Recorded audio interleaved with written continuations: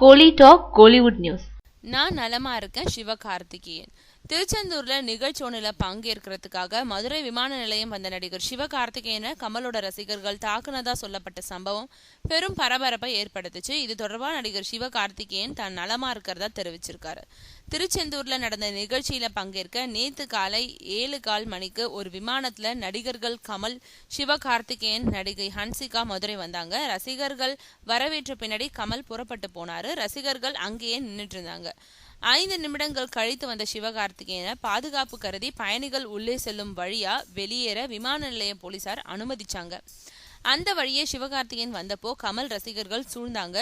ஓட்டமும் நடையுமா போன சிவகார்த்திகேயனை விரட்டின ரசிகர்கள்ல ஒருத்தர் முதுகுல அடிக்க முயன்றார். சிலர் அவரை பாதுகாப்பா அனுப்பி வச்சாங்க. இதற்கிடையே அவரை முதுகுல அடிக்கிறது மாதிரி வீடியோ காட்சி சமூக வலைதளங்களை பரவுச்சு. இதுக்கு நடுவுல கமலோட மகள் ஸ்ருதி ஹாசனை விமர்சனம் செஞ்சதுனால சிவகார்த்திகேயன் தாக்கப்பட்டதா வாட்ஸ்அப்ல தகவல் பரவுச்சு. இந்த நிலையில இந்த சம்பவம் தொடர்பா நடிகர் சிவகார்த்திகேயன் தன்னோட ட்விட்டர்ல ஒரு பதிவு போட்டிருக்காரு. அதுல நான் நல்லா இருக்கேன், உங்களுடைய ஆசீர்வாதம் தான் இதுக்கு காரணம், இந்த நேரத்துல எனக்கு ஆதரவு தெரிவிச்சிட்டு வரோம் எல்லாருக்கும் நன்றின்னு சொல்லியிருக்காரு.